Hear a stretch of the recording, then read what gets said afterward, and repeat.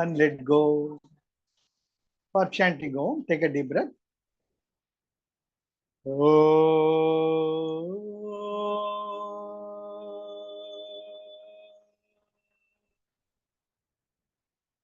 Another deeper breath.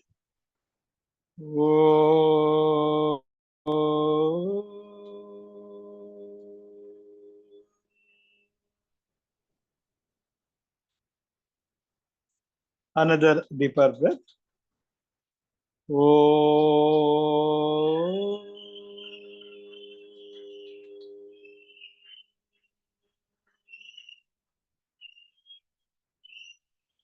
Slowly and gradually open your eyes. எல்லோருக்கும் வணக்கம். Most welcome. நாம திருக்குறள் பார்த்துட்டு இருக்கோம். அற்புதமான உலக பொதுமறை நீ சொல்றது திருக்குறளை தான் பொருந்தும். எவ்வளவு அழகா மனித பிறவியின் லட்சியம் எல்லா அறநூல்களும் நீதி நூல்களும் கூறுவது போல கடவுள் வாழ்த்தில் தொடங்கி பாயிர இயலில் நீத்தார் பெருமை சொல்லி அதற்கு பிறகு எப்படி நாம் அதற்காகத்தான் இருக்கோம் கோடி காட்டி மற்ற எல்லா அதிகாரங்களையும் எப்படி ஒரு அழகான பூமாலையாக தொடுக்கிறார் நம் அற்புதமான வள்ளுவர். இதுல இந்த பாயிர இயல் தான் அந்த அற்புதமான ஊடுநூல் போல எப்படி ஒரு மாலை கட்டுறதுக்கு ஒரு வாழைத்தார் நார் வேணும், அது போல இந்த பாயிர இயல் தான் முக்கியம். அதை சுற்றி சுற்றி சுற்றி அழகா திருக்குறள் என்ற மற்ற அதிகாரங்களை கொண்டு ஒரு அழகான பூமாலையை தொடுக்கிறார் நம் சென்னாப்போதர். அப்போ அந்த நீத்தார் பெருமை நிலையை அடைவதற்கு நாம் என்ன செய்ய வேண்டும்? அவர் 3 வழிகள் தர. முதல் துறவோர் வாழ்க்கையை துறந்து இறைமையே கதி என்று நித்தமும் இறைமை எண்ணத்திலேயே இறைமை உணர்விலேயே இருப்பது. அடுத்தது விரதங்கள் யாகங்கள் முதலியவற்றை மேற்கொண்டு அந்தணர் வாழ்வு அறவழியில் வாழ்க்கை நடத்துவது. மூன்றாவது அனைத்தையுமே விட்டுவிட்டு தனிமையில் காற்றிற்கு சென்று தவத்தில் தன்னை ஈடுபடுத்திக் கொள்வது. அதற்கு இந்த மூன்றுமே இல்லாமல் இருக்கக்கூடிய 4வது நிலை கடுமையான விரதங்கள் பிரம்மச்சரியங்கள் அனுசரித்து தன் வாழ்க்கையை கடைபிடிக்கும். இது மட்டும் இல்லாம வறியவர்கள், வாழ்க்கையில் எதுவுமே இல்லாதவர்கள். ஆனால் இந்த 4 நிலைகள் தான் அந்த இறைமையுடன் கலக்கக்கூடிய ஒரு நிலை ஏற்படும். அது அவ்வளவு சுலபமானதல்ல. The path of gnana is a double-edged sword அப்படின்ட்டு ஜேகே சொல்லுவார். ஆனால் அதே திருவள்ளுவர் ஏண்டா அப்போ உனக்கு ஒரு நல்ல வழி காட்டுறேன். இந்த 4 பேர் இருக்கா, அவன் கடுமையான தவம் இருக்காங்க, துறவரத்தில் இருக்காங்க, இறைமை உணர்விலேயே இருக்காங்க. ஆனா அவங்களுக்கும் உடம்புன்னு இருக்கு, பசின்னு ஒண்ணு இருக்கு. அவளை யார்டா பார்த்துப்பா? உங்க அப்பா அம்மாவை பார்த்துக்கிறச்சு அவளையும் பார்த்துக்க வேண்டாமோன்ட்டு இல்லறம் என்ற ஒரு அற்புதமான மெல்ல அந்த இல்லறவியலை கொண்டு வர்றார். அவெல்லாம் கஷ்டப்பட்டு தலைகழா நின்று யாகம் வளர்த்து அக்னியில் இருந்து தனிமையில இருந்து கஷ்டப்படுறா. நீ ஒண்ணுமே செய்ய வேண்டாம், அவளை பார்த்துக்கோ. அப்போ அந்த நீத்தார் பெருமை நிலை உனக்கு தானா வந்துடும் அப்படின்ட்டு முதல்ல இல்வாழ்க்கையின முக்கியத்துவத்தை சொல்ற. எப்படி அரண் வலியுறுத்தல் அங்க சொன்னாரோ பாயிரையல்ல இங்க சொல்றார். அந்த அறத்தின் வழியை பின்பற்றி நீ ஈட்டக்கூடிய பொருளும் உன் வாழ்க்கை துணை நலமாக ஒரு இல்லக்கிழத்தியை நீ வரித்து கொண்டால் அவள் அன்பின் பார்ப்பட்டு இந்த 4 வகை வர்க்கத்தினருக்கும் தேவையானது. 5வது வர்க்கத்தோடு சேர்க்கிறார். தான் தன் பெண்டிர், தன் தாய் தந்தையர், தம் மக்கள்.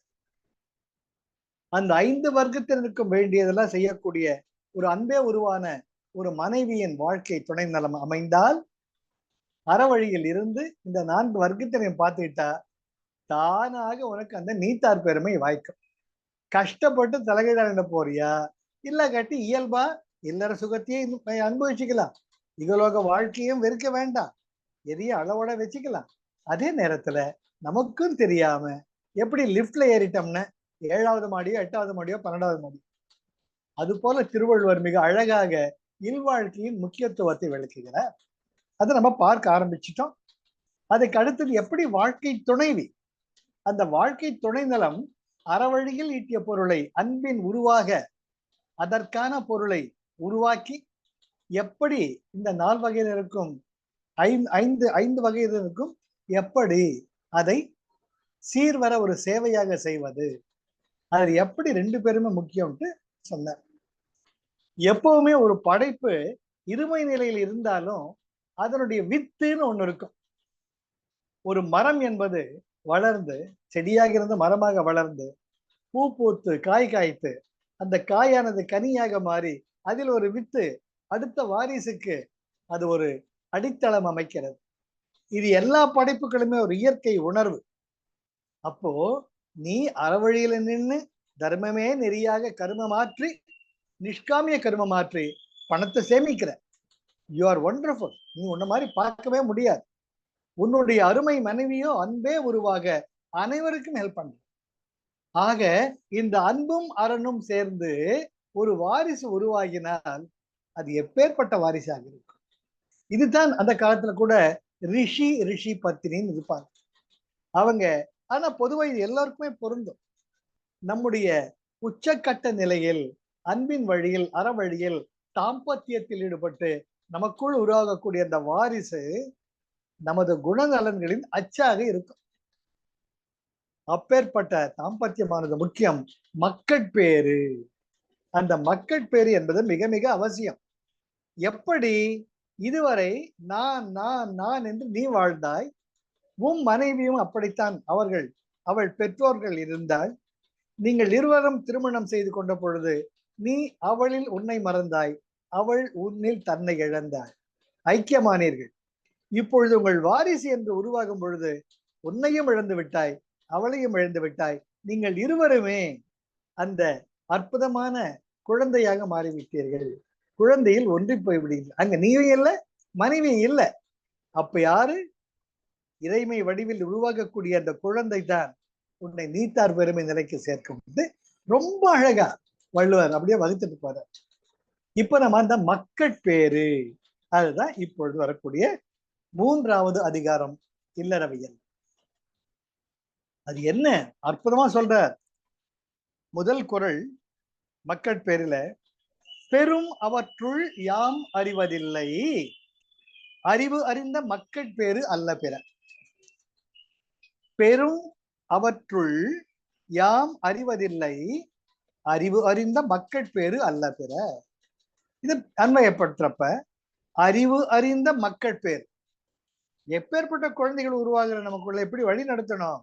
அறிவு, அறிவின் சிறந்து எல்லா விதமான அற்புதமான நீதி நூல்களை ஆராய்ந்து நல்ல நல்ல குணங்களை வளர்த்து ஒரு நல்ல மகனாக நல்ல மகளாக உருவாகக்கூடிய அந்த வம்ச விருத்தி அறிவு அறிந்த மக்கட்பேறு.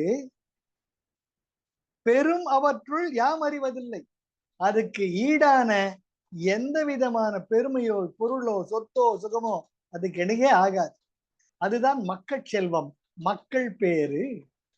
அந்த மக்கள் பேரு அறவழியில் இருந்து அற்புதமான ஒரு நல்ல குணநலன்களை உடைய குழந்தையாக மாறிட்டார். அந்த குழந்தையால் உனக்கு ஒவ்வொரு நாளும் சுகம்.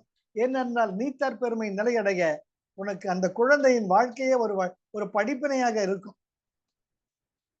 பெரும் அவற்றுள் யாம் அறிவதில்லை, அதை விட அறிவதில்லைங்கிறப்ப மதிப்பதில்லை, நான் அறிந்ததே கிடையாது. இப்பேற்பட்ட குழந்தையோட கம்பேர் பண்ணா வேற என்னடா வேணும் உனக்கு? ஒண்ணுமே வேணாமே. அப்பா தான் வச்ச புஸ்தகத்தையோ ஃபைலையோ தேடிக்கிட்டு இருக்குச்சே, அப்பா இந்த ஃபைல தானே தேடிக்கிட்டு இருக்க, இதோ இங்க இருக்குப்பா அப்படின்னு எடுத்து கொடுக்குற குழந்தை. அம்மா நான் காய்கறிலாம் அறியணும், வேலை இருக்கேன் அப்படின்னு நினைக்கிறச்சே, அம்மா இன்னைக்கு என்ன வேலை சொல்லு, நான் செய்யறேன் ஓடி வரக்கூடிய குழந்தை. யாராச்சும் வறியவர்கள் போகும்போது, அம்மா அவர் பார்த்தா பாவமா இருக்குமா, இதனே ஹெல்ப் பண்ணலாமா என்று சொல்லக்கூடிய குழந்தை. இப்பேற்பட்ட குழந்தையை வாய்க்க பெற்றால் இதை விட வேற என்னங்க வாய்க்க வைக்க முடியும்? யாம் அறிந்த வேறு எந்த பேருமே இதற்கு இணையானது கிடையாது அப்படின்ட்டு அற்புதமாக திருவள்ளுவர் சொல்றார். ஆக நல்ல மக்கள் பேரு தான் நாம் பெறக்கூடிய பெருமைகளிலேயே மிக உன்னதமானது, மகோன்னதமானது, புனிதமானது, பவித்திரமானது. இப்ப பார்க்கலாம். பெரும் அவற்றுள் நான் இப்பேற்பட்ட பேற்றினை என் வாழ்க்கையில் அடைந்தேன். நீ எத்தனை அடுக்கிக்கிட்டே போனா கூட யாம் அறிவதில்லை. அதெல்லாம் எனக்கு ஒரு பொருட்டே கிடையாது. எது முக்கியம் அதை விட அறிவு அறிந்த மக்கள் பேரு. ஒரு நல்ல குழந்தை மூலமாக உருவாகி இந்த சமுதாயத்துக்கு நல்லதை பண்ணோம்னு மற்ற எல்லாமே எனக்கு பொருட்டே அல்லடா அப்படின்ட்டு சொல்றாரு. அப்போ ஒரு நல்ல குழந்தைகள் அமைகிறது எப்பேற்பட்ட ஒரு பாக்கியம். இது நம்ம எப்படி உணரலாம் இல்லையா? நம்ம குழந்தைங்க நல்ல வழியில நடந்து 4 பேரு ஆஹா என்றப்ப அதை விட வேற என்ன சுகம் வேணும்? அதனால்தான் அதுதான் ஒருவன் அடையக்கூடிய கௌரவத்திலேயே பெருமைகளிலேயே உச்சக்கட்டமானதுன்னு சொல்றார். அடுத்தது அந்த குழந்தை அப்பேற்பட்ட குழந்தையால நமக்கு என்ன ஒரு பலன் ஏற்படும்? எழுபிறப்பும் தீயவை தீண்டா பழி பிறங்கா பண்புடை மக்கள் பெறின். நல்ல குழந்தைங்களா இருந்துட்டா அவங்க நம்ம வழியில அற வழியிலிருந்து அன்பு காட்டினாங்கன்னு அவர்களை ஒட்டி நம்ம பல நல்ல காரியங்கள் செஞ்சுட்டே போவோம். இதுல நம்ம பார்க்கலாம், இது நிஜமாலுமே பார்க்கலாம். இப்ப நம்ம ஒரு முறை நானும் ஃபேமிலி உட்காந்துருந்து ஒரு ஹோட்டல்ல சாப்பிட்டுக்கிட்டு இருக்கோம். ஏதோ மசாலா தோசை ஏதோ என் சின்ன குழந்தை அப்ப அவன் ஸ்வீட் சாப்பிட்டுட்டு இருந்தான். 2 வயசோ 3 வயசோ 2 வயசோ நினைக்கிறேன். டேபிள் மேல உட்கார வச்சுட்டு சுபா நாங்க 4 பேரும் சாப்பிட்டு இருக்கோம். அப்ப பக்கத்து டேபிள்ல ஒரு வயசானவர். இந்த பொண்ணு என்ன பண்ணுச்சு, டேபிள் ஓரத்துல போச்சு, எங்க விழுந்துருமா அந்த குழந்தை பிடிக்க போன தன் கையில இருந்த ஸ்வீட்டை அந்த பெரியவருக்கு கொடுத்துச்சு. அந்த பெரியவருக்குள்ள இருந்த எந்த ஒன்று இந்த 2-3 வயசு கூட நிரம்பாதி என் குழந்தைய அது கொடுக்க வச்சது. அவர் பெரியவர் உருகி போயிட்டார். அடாடா தெய்வமே, தேவதையே, குழந்தையே, எப்பேற்பட்ட குழந்தை தேவதையடா அப்படின்ட்டு இந்த ஸ்வீட்டை நீயே வச்சுக்கோடான்னு கொடுத்தப்ப முடியாது, நீ தான் சாப்பிடணும்ட்டு அது வயல் திணிச்சது. அப்போ அவ்வளவு சந்தோஷமா இருந்தது. அந்த ஈத்து உவக்கும் இன்பம், மற்றவர்களுக்கு கொடுக்கறதுல வரக்கூடிய சந்தோஷம் அந்த சின்ன வயசுலயே இயல்பா இருக்குச்சே, அப்பேற்பட்ட குழந்தையை பெறுவதை விட வேற என்ன பாக்கியம் இருக்க முடியும் இந்த வாழ்க்கையில்? அதை உணர முடியும் நம்மளால.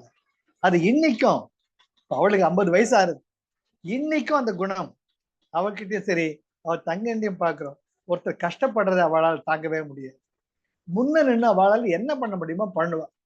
இதை விட இந்த பிறவியில வேற என்ன பாக்கியம்? நானும் மனைவியும் பேசிப்போம். இதுதான் உச்சக்கட்டம். அதுதான் வள்ளுவர் சொல்றார், பெரும் அவற்றுள் யாம் அறிவதில்லை, அறிவு அறிந்த மக்கள் பேரு அல்ல பிற. அதனால எனக்கு என்ன, எழு பிறப்பும் தீயவை தீண்டா. இப்பேற்பட்ட குழந்தைகளை நினைச்சுக்கிட்டே இருக்குச்சே, என்னை எந்த தீங்கான எந்த தீவினை அணுக முடியும்? முடியாது. எனக்கு கெட்டது எனக்கு தோணவே தோணாது. ஏன்னா அந்த குழந்தையும் நல்ல வழியில் இருக்காங்க, நான் ஆட்டோமேட்டிக்கா நல்ல வழியில போயாகும். அந்த எழு பிறப்பு, அந்த எழு பிறப்புங்கிறது என்ன? முதல்ல தாவர ஜங்கமங்கள், இரண்டாவது ஊர்வன, மூன்றாவது நீர் வாழ்வன, நான்காவது பறவை இனங்கள், ஐந்தாவது மிருகங்கள், ஆறாவது மனிதர்கள், ஏழாவது தேவர்கள். இந்த 7 பிறப்பு, இதுலதான் 84 லட்சம் யோனிகள்னு முன்னே படிச்சிருக்கோம். அதுல பரிமேலழகர் ஒண்ணு ஆட் பண்றார், என்ன பார்க்கலாம். ஊர்வ 11ஆம் 9 மானுட நீர் பறவை நாற்காலோர் 10 சீரிய பந்தமான் தேவர் 14 அயன் படைத்த அந்தமில் சீர் தாவர 4 அழக ஒரு கவிதை வடிகளை சொல்ற. ஊர்வ 11, 9 மானுட, ஊர்ந்து செல்லக்கூடிய உயிரினங்கள் 11 லட்சம், மானுடர் வகையில் 9 லட்சம், நீர் பறவை நாற்காலோர் 10, நீர்வாழினங்கள் 10 லட்சம், பறவை இனங்கள் 10 லட்சம், நாற்காலில் நடக்கக்கூடிய மிருகங்கள் 10 லட்சம். பந்தமான் தேவர் 14, தேவர்கள் 14 லட்சம். சீர்தாவர ஜங்கமம் 4, 5, 20 லட்சம். மொத்தம் கூட்டினோம்னா 84. ஆகதான் 84 லட்சம் யோனிகளில் நாம் பிறந்து பிறந்து பிறந்து உச்சக்கட்டமான மானுடர் நிலைக்கு வருகிறோம். மானுடர் நிலைக்கு அடுத்தது தேவர்கள் தான். தேவர்கள் நிலையில் தேவை என்பதே கிடையாது. அங்கே தவ வாழ்க்கை தான் இருக்க முடியும். ஆக எழுபிறப்பும் தீயவை தீண்டா. இப்ப மானிட பிறவி வந்துட்டேன், ஏற்கனவே மற்றதெல்லாம் கழிச்சுட்டேன். கழிச்சதெல்லாம் போக என்னை தீய வினைகள் என்னை தீண்டாது, என் பக்கத்துல கூட எட்டி பார்க்க முடியாது. பழி பிறங்கா, அது எந்த விதமான பழியும் என்னை சேராது. எப்போ? பண்புடை மக்கள் பெறின், எனக்கான என் குழந்தைகள், என் வாரிசுகள் நல்ல பண்பில் நல்ல மனிதர்களாய் அறவழியை கடைபிடித்து அன்பு வாழ்க்கையை சேர்ந்தால் எழுபிறப்பும் தீயவை தீண்டா பழி பிறங்கா. என் குழந்தையால அந்த ஒரு அற்புதமான ஒரு புண்ணிய காரியம், ஒரு அற்புதமான உயர்ந்த நிலை எனக்கு கொடுக்கக்கூடியதுதான் மக்கள் பேரு. சோ மக்கள் பேருனால, மக்கள் பேரு தான் உச்சக்கட்டம். அதனால வரக்கூடியது என் தீவினைகள் எல்லாம் கழிந்து நான் ஒரு அற்புதமான நல்ல நிலையில் இருப்பேன். அப்புறம் மூன்றாவது குறள் என்ன சொல்றார்? தம் பொருள் என்ப தம் மக்கள், அவர் பொருள் தம் தம் வினையான் வரும். தம் பொருள் என்ப தம் மக்கள். சார், நம்ம உண்மையான சொத்து எது சார்? உண்மையான சொத்து நம்ம குழந்தைங்க தான் சார். அதுதான் குழந்தை செல்வம்ங்கிறது. எப்பேர் அது மாதிரி அது எதான் முன்னே பார்த்தோமே, எந்த பேருமே அது கிடையாது. எப்பேற்பட்ட கோடீஸ்வரராக இருந்தாலும், மாட மாளிகைகள் கூட கோபுரங்களில் இருந்தா கூட அந்த வீட்டுல ஒரு நல்ல குழந்தை அமையறதுங்கிறது தான் தெய்வதம். அப்படி குழந்தை எல்லாம் ஏறுமாறா அமைஞ்சா அங்க நிம்மதியா இருக்காது. அதுதான் முதல்ல சொல்றார், தம் பொருள் என்ப தம் மக்கள். என்னோட செல்வமே என்னுடைய குழந்தைங்க தான்பா. அவர் பொருள் தம் தம் வினையான் வரும். அப்படி பெத்துட்ட அவங்களால் எனக்கு எழுபிறப்பும் தீயவை தீண்டா. ஆனால் அவர்கள் வாழ்க்கையை அறவழியிலும் அன்பு வழியிலும் நடத்த நான் தான் சொல்லி தரணும். அவர் பொருள், அவர்கள் எவ்வளவு முக்கியம் பாருங்க. குழந்தை பெற்றுட்டா மட்டும் போறது, என்ன நீ கடமையாற்றணும், நீங்க திருவள்ளுவர் கோடி காட்டல. அவர் பொருள், அவர்கள் எந்த வழியில் வாழ வேண்டும் என்பதை நீதான் உணர்த்த வேண்டும். ஏனென்றால் தம் தம் வினையான் வரும். நீ சொல்ற மாதிரிதான் அவங்க செய்வாங்க. எப்பவுமே ஒரு குழந்தைக்கு அப்பா தான் ஹீரோ, அம்மா தான் ஹீரோயின். அப்பா அம்மாவை பார்த்துட்டு தான் குழந்தைங்க அப்படியே கடைபிடிப்பாங்க. அச்சு, இது எந்த டவுட்டும் கிடையாது. ஏன்னா நீங்க என்ன பண்றீங்க, என்ன பேசுறீங்க, என்னென்ன செயல்கள் செய்றீங்கன்ட்டு குழந்தைங்க அப்படியே கவனிச்சுக்கிட்டு. அப்போ ஆட்டோமேட்டிக்கா உங்கள் குணங்கள் எல்லாம் உங்களை பதியும். அப்போ நல்ல குணங்கள் அவங்களை பதியணும்னு நாம எப்படி இருக்கணும்? நாம அற்புதமான அறவழியில் அன்பில். அதான் சொல்லிட்டார், தம் பொருள் என்ப தம் மக்கள். தம் பொருள் என்னுடைய குணநலன்கள், என் மக்கள் தம் மக்கள். அச்சுமா இருக்காப்பா, அப்பா அப்படியே அச்சு வச்சிருக்காப்பா, அம்மாவை அச்சா இருக்காப்பான்றப்ப அந்த குணநலன்கள். அவர் பொருள் தம் தம் வினையான் வரும். நாளைக்கு அவங்க அறவழியில் இருந்து அன்பு வழியில் இருக்கிறது அவங்க தனித்தன்மையை பொறுத்து இருக்கு. ஆனா அந்த தனித்தன்மைக்கு ஒரு வழிகாட்டுதலாக அமைக்க வேண்டியது நம்முடைய கடமை. இது ரொம்ப முக்கியம். நாம ஒண்ணு நல்லது பண்ணாதான் பிள்ளைங்க அதை ஃபாலோ பண்ணும்.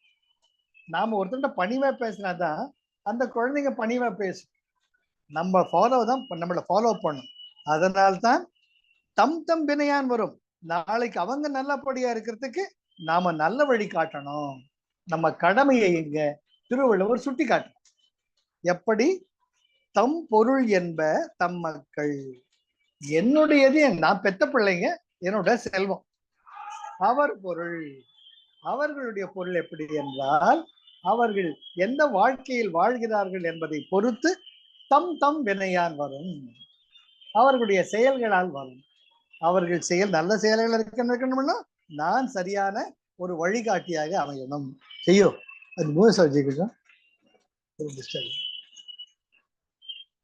அடுத்தது, இந்த குழந்தை அப்பா அம்மாவை பார்த்துக்கிட்டே இருக்கான், என்ன பண்றாங்க அப்பா அம்மான்ட்டு. அப்ப இந்த குழந்தைய அப்பா கொஞ்சிறாரு, தாளாட்டுறார். அந்த ஒரு அழகா திருவள்ளுவர் அந்த குழந்தைகளுடைய பேரினை ரொம்ப செல்லமா எடுத்துட்டு போறார். அமீதினும் ஆற்ற இனிதே தம் மக்கள் சிறுகை அழாவிய கோள். இதை பார்த்துருக்க நம்ம சாப்பிட்டுட்டே இருப்போம், குழந்தை குடுக்குடுன்னு தவழ்ந்து வரும், நம்ம கை இடுக்கல நுழைஞ்சு அந்த தட்டுல கை போட்டு அலசும். இது நான் சின்னப்ப எங்க அப்பா அம்மா என்ன பண்ணுவாங்க, அரிசியில இருக்கிற இந்த கல்லு எல்லாம் களைஞ்சிட்டு இருப்பாங்க முரத்துல போட்டு. அப்ப சுவா சின்ன பொண்ணு, சின்ன குழந்தை, குடுகுடுன்னு பாட்டி கிட்ட போயிட்டு அந்த அரிசி எல்லாம் களைஞ்சு விட்டுடும். எங்க அம்மா திட்டுவாங்க, என்னடா இது டே, இவ்வளவு நேரம் கஷ்டப்பட்டு போய்கிட்டு இருந்தேன், ஒரு நிமிஷத்துல எல்லாத்தையும் கலைச்சிட்டியே நீ அப்படிம்பாங்க. அது பாட்டிக்கும் பேத்திக்கும் நடக்கிற ஒரு சிறு ஊடல். அது போல அமிழ்தினும் ஆற்ற இனிதே, அமுதத்தை விட இனிமையா இருக்கா நம்ம சாப்பிடுற சாப்பாடு. எப்போ? தம் மக்கள் சிறு கை. சார் என்ன அழகான சொல் வளம் சார். சிறு கை, சின்ன துணூண்டு கை, பிஞ்சு பிஞ்சு விரல்கள், குட்டி உண்டு உள்ளங்கை, அதை கொண்டாந்து கடகடா நம்ம எதிர்பார்க்காத நேரத்துல நம்ம சாதத்துல கை விட்டு அலையுது. ரெண்டு பிரச்சனை. ஒண்ணு என்னன்னா, இந்த ரசம் சாதத்துல கை அலைஞ்சுட்டு இருக்கு, தப்பி தேடி கண்ணுல வச்சுக்கிட்டா எரிய லவோ லவோன்னு அதான் கத்தம். ரெண்டாவது, நம்ம எதிர்பார்க்காத நேரத்துல அப்படி பண்ணி தொலைக்குது. இது யாரு பாத்துக்கிறது? அந்த ரெண்டு. இது சுகமான சுமைகள். அதுல ஒரு சுகம் இருக்கு, உண்டா இல்லையா? நம்ம எல்லாருமே அனுபவிச்சிருக்கோம். நம்ம எதிர்பார்க்காத நேரத்துல நம்ம மடியில தொப்புன்னு குதிக்கும். தொப்புன்னு குதிச்சா வலிக்கும் நமக்கு, ஒரு மனுஷ உடம்புல இருக்கிறதுனால. இருந்தாலும் எங்க அப்பா எங்க அம்மாங்கிற உரிமையில அது குதிக்குது. ஒரு முறை அப்படிதான் எங்க ஆபீஸ்க்கு வந்திருந்த பாப்பா வந்திருந்தது. நான் சேர்ல உட்காந்துட்டு இருக்கேன். நான் அக்கௌண்டன்ட். இது என்ன பண்ணுச்சு, பின்னாடி இருந்து ஜிங்குன்னு கழுத்து பிடிச்சிடுச்சு. கழுத்து ஒரு வெளியே பின்னாடி போயிட்டேன். செம்ம வலி கழுத்துல, சுழுக்கு பிடிச்ச மாதிரி. இருந்தாலும் அப்பாங்கிற உரிமையில் தான் அதை பண்ணிட்டு அந்த ஒரு சுகம். ஆக இந்த சுகங்களுக்கு இயல்பானது, இணையானது உலகத்துல எதுவுமே கிடையாது. அத வள்ளுவர் அழகா சொல்றார், அமிழ்தினும் மாற்ற இனிதே. இதோ தேவர்கள் பெருசா அமுதம் சொல்லிட்டேடா, அதை விட இதாண்டா அமுதம். எது அமுதம்? தம் மக்கள் சிறுகள் அளாவிய கூழ். கூழ்னா உணவு. நீ உண்ணக்கூடிய உணவில் தம் குழந்தை, சின்ன குட்டி அப்படியே அலைஞ்சதுன்னு அதை சாப்பிடுறச்ச அது உனக்கு இறைமைக்கு நைவேத்தியம் பண்ண பிரசாதமா இருக்கும். எவ்வளவு சுகம் இல்லை? அதுக்கு அடுத்தது வர்றாங்க. இப்போ இது ஒரு வகையான இன்பம். புரிஞ்சுதுங்களா? எப்படி குழந்தைகளை நம்ம இன்பத்தை அனுபவிக்கிறோம்ட்டு வரிசையா வர்றார். அடுத்தது, மக்கள் மெய் தீண்டல் உடற்கு இன்பம், மற்ற அவர் சொல் கேட்டல் இன்பம் செவிக்கு. எளிமையான திருக்குறள். மக்கள் மெய் தீண்டல் உடற்கு இன்பம். இத பல காலங்கள் நம்ம அனுபவிச்சிருக்கோம். சின்ன குட்டியா படுத்துட்டு இருக்கும் பக்கத்துல, நம்ம அப்படியே தூங்கிட்டு இருப்போம். அன்னைக்கு ஞாயிற்றுக்கிழமை கொஞ்சம் எக்ஸ்ட்ராவா தூங்குவோம். அப்போ இது பார்க்கும், என்னடா இந்த மடை என்ன தூங்கிட்டு இருக்கான்னுட்டு நம்ம கன்னத்தை இப்படி தடவும், இல்ல கட்டி இப்படி இப்படி செய்யும். நம்ம முழிச்சுட்டு பார்ப்போம், எந்திரிப்பா எந்திரிப்பான்னு. அப்போ அந்த சின்ன கை அப்பா எந்திரிக்கணும் அந்த உரிமையோட தொடரச்ச மக்கள் மெய் தீண்டல் உடற்கு இன்பம். அந்த மழலையில இன்னும் முழுமையாக வராத சொற்கள்ல கெக்கபிக்கன் பேசும். மற்ற அவர் சொல் கேட்டல் இன்பம் செவிக்கு. அப்பேற்பட்ட குழந்தைகள் மழலை பேச்சு நம்முடைய செவிக்கு இன்பம். இப்பேற்பட்ட சுகத்து யாரால் வருது? நம்முடைய குழந்தைகளால் வருது. அப்போ அந்த மக்கள் பெறுகிறது எவ்வளவு ஒரு தெய்வீகமானது. முதல்ல எத்தனை பேர் தவம் இருக்காங்க. ஏறாத கோவில் இல்ல, குளிக்காத குளங்கள் இல்ல, தீர்த்தாடனம் செய்யாத நிலைகள் இல்ல, மலை ஏறாத மலைகள் இல்ல. இதெல்லாம் எதுக்காக இருக்காங்க? தவமிருந்து பெற்ற பிள்ளைக்காக, அந்த மக்கள் பேருக்காக. அப்பேற்பட்ட மக்கள் பேரு அமைஞ்சதுன்னு அதுல எப்படிலாம் சுகம் இருக்கு. அதுதாண்டா அப்படி. இதெல்லாம் நம்ம வள்ளுவர் போனஸ் அட்ராக்ஷன் தர்றார். இவன் எங்கேயா துறவு நிலைக்கு போயிட்டு போறான், இவன் எங்கேயாச்சும் தவ நிலைக்கு போயிட்டு போறான், அவளுக்கு தான் செய்ய வேண்டிய கடமை இருக்கு. டேய், இல் வாழ்க்கையில இருந்து இந்த சுகர்லாம் இருக்குடா, மிஸ் பண்ணிட்டாத அப்படின்னுட்டு நீ கிவ்ஸ் அ டிப்ஸ். அவங்க கிட்ட அவ்வளவு சுகம் இருக்கு, மிஸ் பண்ணிடாத. அவங்க தவம் இருங்களுக்கு தெரியாது, துறவர்களுக்கு தெரியாது. இதெல்லாம் உனக்கு தாண்டா தெரியும், பாத்துக்க. அடுத்தது என்ன? குழலினிது யாழினிது என்ப தம் மக்கள் மடலை சொல் கேளாதா. அந்த முதல்ல பார்த்துப்போம் நம்ம, அந்த குழந்தை முதல்ல பேசுறச்சே தாத்தா தாத்தான்னு தான் வரும். உடனே தாத்தாவுக்கு ரொம்ப பெருமை. பாத்தியா, பாட்டி உன் பேரை கூட சொல்லல, என் பேத்தி பிறந்தவன முதல்ல தாத்தா தாத்தா தான் கூப்பிடுறா. என் மேலதான் அவளுக்கு இஷ்டம். அப்புறம் 4 தாத்தாக்கள் 4 பேரப்பிள்ளைய வச்சுட்டு இருந்தாங்கன்னா, தம் பேரப்பிள்ளை தான் உலகத்திலேயே வசந்த பேரப்பிள்ளை. ஒரு எண்ணம் எல்லா தாத்தாக்களுக்குமே உண்டு. இதெல்லாம் நம்ம இயற்கை நம் வாழ்க்கை கொடுக்கக்கூடிய ஒரு மென்மையான சுகமான நிலை. இதை நம்ம மிஸ் பண்ணவே கூடாது. அது அந்த டைம் தான். அப்புறம் அவங்க பெரியவங்க ஆயிட்டாங்கன்னா அவங்க வழி அதுதான். தம் தம் வினையான் ஆகும் அமையும் போயிடுவார். குழல் இனிது, யாழ் இனிது. இதுக்கு எல்கேஜி போயிட்டு வரும், இல்லாட்டி ப்ரீ கேஜி போயிட்டு வரும். Twinkle twinkle little star, how I wonder what you are, up above the world so high like a diamond in the sky சொல்லும். அது எங்க தப்பு தகரமா சொல்லும். அது சொல்றது பாதி புரியாது. இந்த பாரு, வா எதுல உட்காரு, ட்விங்கிள் ட்விங்கிள் லிட்டில் ஸ்டார், தப்பு மம்மி, இப்படி நீ சொல்றது தப்பு, எங்க மிஸ் சொல்றதுதான் கரெக்ட். நீங்க பார்த்துருப்பீங்க, நம்ம கரெக்ட் பண்ண போனா குழந்தைங்க ஒத்துக்க தான் டீச்சர் மிஸ் சொல்றதுதான் கரெக்ட், உனக்கு தான் இங்கிலீஷ் தெரியல அப்படின்னு சொல்லும். அதையும் நம்ம வாங்கி கட்டிக்கிறது ஒரு தனி சுகம். அப்ப அவனுக்கு கணக்கே தெரியலப்பா. ஓ, எனக்கு கணக்கு தெரியாது நம்ம நினைச்சுக்கணும். ஆனா எங்க வாத்தியார் சொல்றதுதான் கரெக்ட். அந்த குழந்தைங்க அந்தந்த நிலையில பருவ நிலைகளில் யார் தனக்கு குருவாக அமைகிறார்களோ அவங்கள 100% ஃபாலோ பண்ணும். இது நம்ம வாழ்க்கையில பார்க்கலாம். குழல் இனிது, அது சின்ன வாயை திறந்து அது கேட்க வைக்க அந்த ரைம் சொல்றது கூட அவ்வளவு சுகமா இருக்கு நமக்கு, இல்லையா? Row row row your boat gently down the stream, merrily merrily merrily, life is but a dream. என்ன பெரிய தீம், எனக்கு ரொம்ப பிடிச்ச ரைம் அது. வாழ்க்கையின் தத்துவத்தையே ஒரு 4 வரியில அடக்கிட்டாங்க. ஆனா அதே குழந்தை சொல்றச்ச தத்துவம்லாம் எங்கேயோ போயிடும். அது இத்தினூண்டு வாயை திறந்து கேட்க வைக்க சொல்றதுதான் புரியும் நமக்கு. அந்த சுகத்துக்கு இணையானது எதுவுமே கிடையாது. குழல் இனிது, யாழ் இனிது. யாழ் என்பது ஒரு இசைக்கருவி, அதை விட சுகமானது. எப்ப தம் மக்கள் மழலை சொல் கேளாத, தனக்குன்னு ஒரு குழந்தை பிறந்து இந்த மாதிரி மழையெல்லாம் கேட்காதவன் தான், ஏய் குழல் இசைதான் ரொம்ப நல்லா இருக்கு, வீணை இசைதான் நல்லா இருக்கு சொல்லுவான். ஆனால் நன்மக்களை பெற்ற ஒரு பெற்றோர் எந்த மூளைக்கு அந்த புல்லாங்குழல் இசை, எந்த மூளைக்கு அந்த யாழ் இசை, என் குழந்தை பேசுற பேச்சுக்கு இணையா வருமா அப்படின்னு பெருமைப்படுவாங்க. இந்த சுகம்லாம் இருக்கு, மிஸ் பண்ணிடாத அப்படின்னு இல்வாழ்க்கைக்கு நம்ம திருவள்ளுவர் என்கரேஜ் பண்றார். அதுக்கு அடுத்தது என்ன, தந்தை இப்போ அப்பா படிக்க வைக்கிறார், பையன் படிக்கிறான். பையன் படிக்கிறதுக்கு காலேஜ் ஃபீஸ் எல்லாம் அப்பா கட்டுறார். 5 வருஷம் இல்ல 6 வருஷம் கட்டுறார். அப்போ அப்பா பையன் அப்பாவுக்கு நன்றி சொல்லணுமா, அப்பா பையனுக்கு நன்றி சொல்லணுமா? நியாயமா பார்த்தா படிக்க வச்சு அப்பாவுக்கு தானே பையன் நன்றி சொல்லணும். Yes or no? ஆனா வள்ளுவர் சொல்றாரு கிடையாதான், அப்பாதான் பையனுக்கு நன்றி சொல்லணுமா. சார் எப்பேற்பட்ட திருக்குறள் சார். அந்த லெவல்ல போய் கேட்டதான் மெய் சிலிர்க்கும். தந்தை மகற்காற்றும் நன்றி அவையத்து முந்தி இருப்ப செயல். தந்தை மகற்காற்றும் நன்றி அவையத்து முந்தி இருப்ப செயல். அது எப்படி? ஒரு பெரிய மீட்டிங் நடக்கிறது, அந்த மீட்டிங்ல அவங்க அப்பா ஒரு ஆடியன்ஸ் உட்கார்ந்து இருக்கிறார். அப்போ பையன் ஜோரா ஒரு கலெக்டராவோ இல்லாட்டி பெரிய இன்ஜினியராவோ இல்லாட்டி ஒரு சமூக சேவகனாகவோ அந்த மேடையில சேர்ல உட்கார்றான். எல்லா ஜனங்களும் பாக்குறாங்க, அட எப்பேற்பட்ட சமூக சேவன்டா, எப்பேற்பட்ட நல்லவர்டா, எப்பேற்பட்ட மனுஷன்டா அப்படின்னுட்டு புகழ்றாங்க.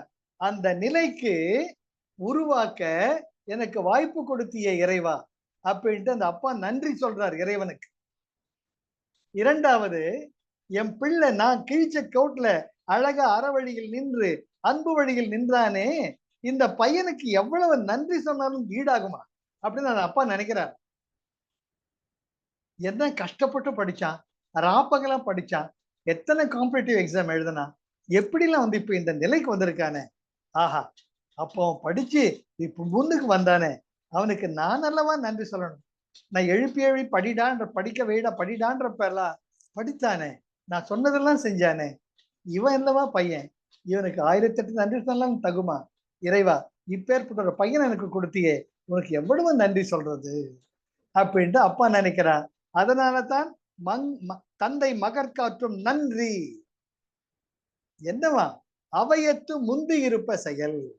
ஒரு சமூகத்தில் ஒரு அற்புதமான நிலையை அடைய வழிவகுத்த அந்த வழியை பின்பற்றி அந்த நிலையை அடைந்து, அதுதான் முக்கியங்க. எத்தனையோ குழந்தைங்க இருப்பாங்க, அப்பா இருக்காரு அம்மா இருக்கா முடிஞ்ச வரைக்கும் பார்த்த முடியலன்னு போயிட்டே இருப்பாங்க. எங்க அப்பா எதிர்பார்த்தா நிச்சயம் செய்வேன்ட்டு அந்த முயன்று அவையத்து முந்தி இருக்கக்கூடிய செயலை ஆற்றிய தன் அப்பா காட்டிய வழியில் அந்த நிலையை ஒருத்த அடையிறப்ப அப்பா இறைவருக்கு நன்றி சொல்றார். அதை பின்பற்றிய மகனுக்கு நன்றி சொல்றார். சார் அற்புதமான திருக்குறள் சார். தந்தை மகற்கு ஆற்றும் நன்றி அவையத்து முந்தி இருப்ப செயல்.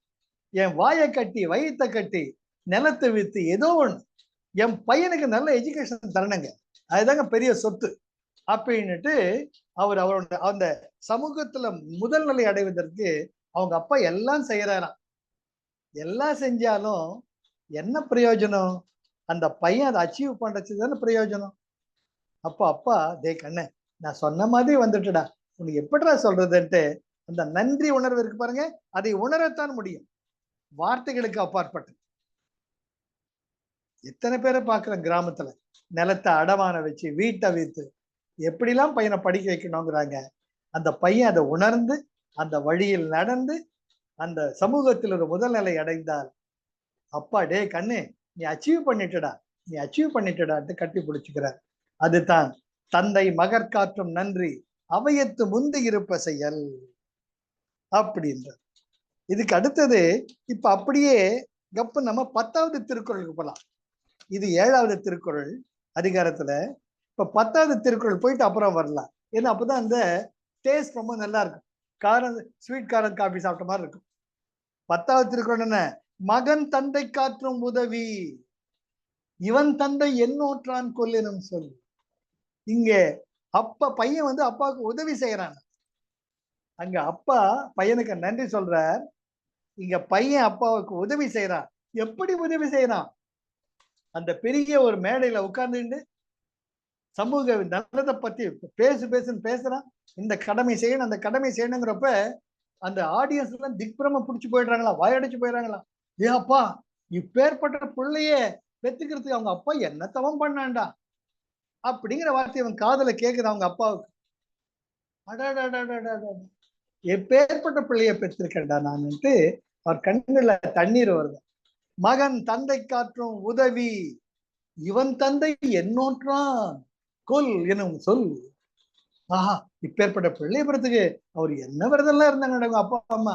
எப்பேற்பட்ட பிள்ளைடா, பிள்ளைன்னா இவன் மாதிரி இருக்கணும்டா அப்படின்னு கேட்ட உடனே ஆஹ் டேய் நான் பட்ட கஷ்டத்துக்கெல்லாம் சரியான உதவி பண்ணிட்டடா, நீ நல்லா இருடன்னு அப்பா உள்ளம் அங்க வாழ்த்துது. இப்ப ரெண்டுத்துக்கும் எப்பேற்பட்ட அன்பினுடைய இணைப்பு இருக்கு பாருங்க. நன்றி என்பதும் உதவி என்பதும் பின்னி பிணைந்த ஒரு உணர்வு களஞ்சியமாக அமைகிறது.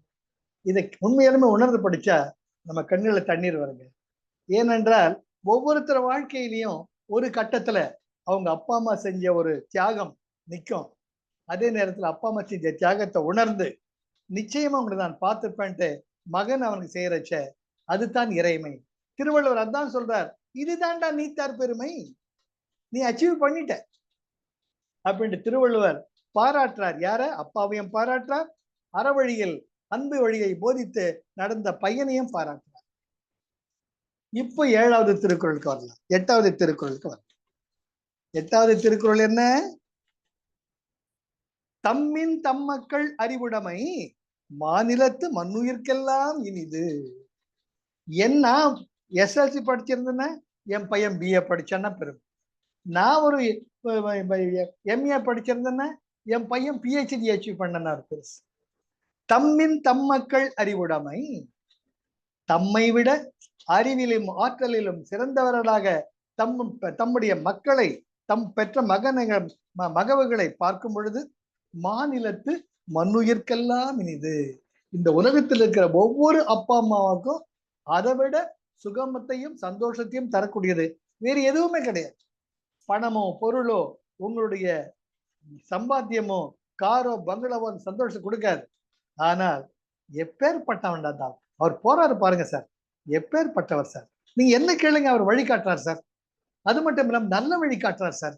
அதுவும் கடும் கோபமே இல்லாம அன்பா வழி காட்டுறார் சார். எப்பேற்பட்ட சாருங்கிறப்ப அவங்க அப்பா நினைக்கிறாரா, இவனை படிக்க வச்சது மட்டும் இல்லாம எத்தனை பேருக்கு நல்ல வழி காட்டுறாண்டா அப்படின்னுட்டு, மண்ணுயிர்க்கெல்லாம் இனிது.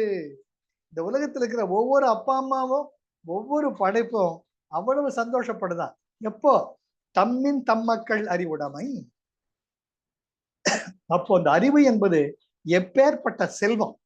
செல்வத்துள் செல்வம், செவி செல்வம் சொல்றப்ப அந்த செவி வழியாக கேட்டு ஞானத்தை பெற்ற அந்த அறிவு செல்வம் மிக மிக மிக உயர்ந்தது. இப்ப 9வது குறளுக்கு வரல. ஈன்ற பொழுதின் பெரிதுவக்கும் தன் மகனை சான்றோன் என கேட்ட தாய். அப்பா மீட்டிங்கு போயிட்டாரு, அம்மா வீட்டுல இருக்காங்க.